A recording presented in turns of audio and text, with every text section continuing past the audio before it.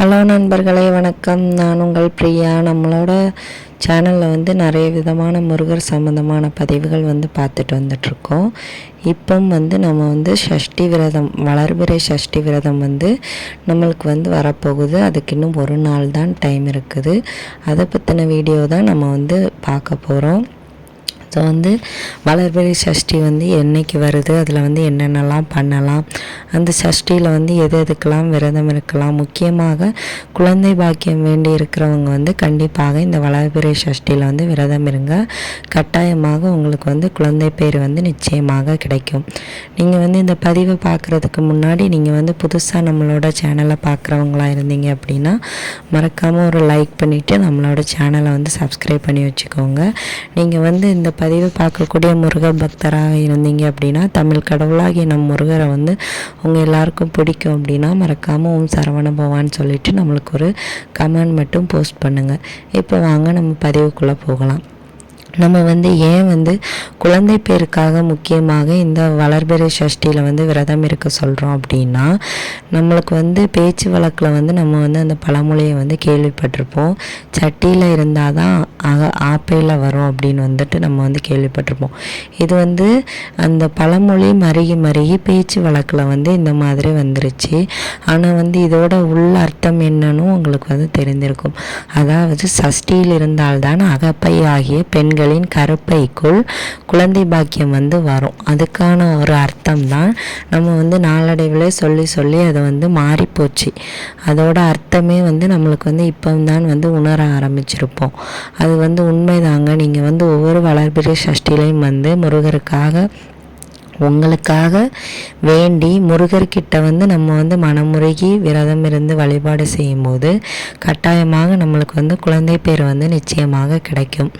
இது விரதம் இருக்கணும் அப்படின்னு கட்டாயம் கிடையாது. உங்களுக்கு உடல்நிலையை பொறுத்து நீங்கள் விரதமும் இருக்கலாம், இல்லை ஒரு வேளைக்கான விரதம் இருக்கலாம், இல்லை சாமி மட்டும் கும்பிட்டுக்கலாம். உங்களுக்கு ரொம்ப கஷ்டமாக இருக்குது, மனசுக்கு பாரமாக இருக்குது அப்படின்னா கண்டிப்பாக நீங்கள் விரதம் இருந்தீங்க அப்படின்னா அதுக்கான பலனையும் உங்களுக்கு முருகர் கை மேலே தருவார். அவரை நம்புங்க, முழுசாக நம்புங்க.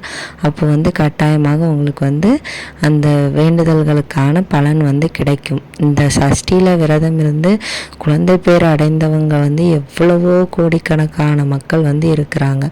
அதனால தான் முருகர் செய்யாமல் யாரும் அவருக்கு பக்தராக ஆக மாட்டாங்க. அவர் அவ்வளவு செய்வார்.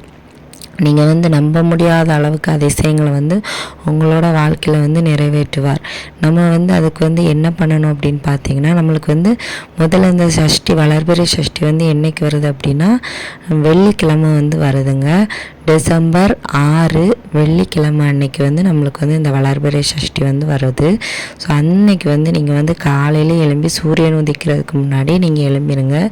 எழும்பி காலையிலே குளிச்சுட்டு உங்களோட பூஜை அறையெல்லாம் சுத்தம் பண்ணிவிட்டு முருகரோட படத்துக்கு உங்களுக்கு என்ன மலர்கள் கிடைக்குதோ அந்த மலர்களை வச்சு அலங்காரம் பண்ணி ஒரு நெய் தீபமோ இல்லை இந்த சர்க்கோண கோலம்னு சொல்லுவாங்க. அதில் 6 எண்டு இருக்கும். அதில் அந்த சரவண பவாங்கிறத எழுதணும்.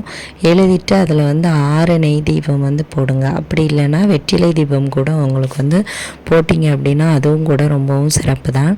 போட்டுட்டு நீங்கள் முருகருக்கு என்ன வேண்டுதல் வைக்கிறீங்களோ, இப்போ குழந்தைக்காக வேண்டுறீங்க அப்படின்னா கண்டிப்பாக அதை சொல்லுங்கள். அப்புறம் உங்களுக்கு என்ன நெய்வேத்தியம் வைக்கணும்னு தோணுதோ அதை செஞ்சு வைங்க. இல்லை காலையிலே எனக்கு வைக்க முடியாது, ஈவினிங் கூட அதை நீங்கள் செஞ்சு வைக்கலாம். அப்புறம் வெத்தலையும் பாக்கும் கண்டிப்பாக வைக்கணும். அதுக்கப்புறம் உங்களால் முடிஞ்ச பழங்கள் கிடைச்சதுன்னா வைங்க, இல்லாட்டி வெறும் பால் வைக்கலாம். நீங்கள் அப்புறம் விரதம் இருக்கிறதுக்கு என்ன மாதிரி விரதம் இருக்கணும் அப்படின்னா, ஒரு சில பேர் தண்ணீர் மட்டும் குடித்து விரதம் இருப்பாங்க. ஒரு சில பேர் 3 வேளையும் 3 மிளகு போட்டு விரதம் இருப்பாங்க. ஒரு சில பேர் துளசி தண்ணீர் தீர்த்தம் குடித்து துளசி தண்ணீர் தீர்த்த விரதம் இருப்பாங்க. ஒரு சில பேருக்கு உடம்பு ஒத்துழைக்காது ஃபுல்லாக விரதம் இருக்கிறதுக்கு. நீங்கள் காலையிலேருந்து மாலை வரைக்கும் விரதம் இருக்கணும். ஒரு சில பேருக்கு உடல்நிலை காரணமாக அது வந்து ஒத்துழைக்காதனால அவங்க வந்து ஒரு வேளைக்கான விரதம் மட்டும் இருக்கலாம். ஒரு வேளை உணவு எடுத்து அப்புறம் மற்ற 2 நேரமும் வந்து சாப்பிடாம இருந்து விரதம் இருக்கலாம். பாலும் பழமும் குடித்து விரதம் இருக்கலாம். பழம் மட்டும் சாப்பிட்டு விரதம் இருக்கலாம். பால் மட்டும் குடித்து விரதம் இருக்கலாம். அது வந்து நீங்கள் வந்து இந்த விரதம் இருக்கிறேன்னு சொல்லிட்டு சும்மா தூங்கி எழும்பக்கூடாது. நம்ம வந்து எப்பவும் முருகனோட நாமத்தை உச்சரிச்சுட்டு அவரோட பாடல்களை பாடிட்டு உங்களுக்கான வேண்டுதலையும் கேட்டுட்டு, இல்லாட்டி வந்து நீங்கள் கோயிலுக்கு கூட போயிட்டு வரலாம். கோயிலில் போயிட்டு உங்களுக்கு வந்து ஏதாவது தானமாக பொருட்கள் வாங்கி கொடுக்கணும்னு நினச்சா வாங்கி கொடுக்கலாம். முருகருக்கு வந்து பூஜைக்கு தேவையான பொருட்கள், அப்புறம் வந்து அவருக்கு வந்து வஸ்திரம் வாங்கி கொடுக்கலாம். இல்லை வந்து அவருக்கு அபிஷேகத்துக்கான பொருட்கள் பன்னீர், சந்தனம், அப்புறம் வந்து விபூதி இந்த மாதிரி வாங்கி கொடுக்கலாம். இல்லை வந்து மாலைகள் வாங்கி கொடுக்கலாம். இல்லை பூக்கள் வாங்கி நீங்களே வந்து மாலையாக கட்டி கொடுக்கலாம்.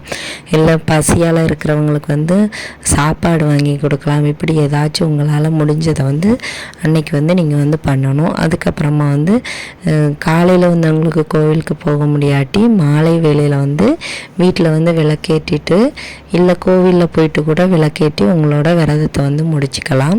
அதுக்கப்புறமா வீட்டில் வந்து விரதத்தை முடித்து அந்த சாப்பாடு வந்து செஞ்சு நீங்கள் வந்து சாப்பிட்டுக்கலாம். இப்படி வந்து நீங்கள் வந்து எத்தனை சஷ்டினாலும் நீங்கள் வந்து வளர்பிறை சஷ்டியில் வந்து விரதம் இருக்கலாம். ஒரு சில பேருக்கு முதல் சஷ்டியிலே வந்து குழந்தை கிடைக்கும்.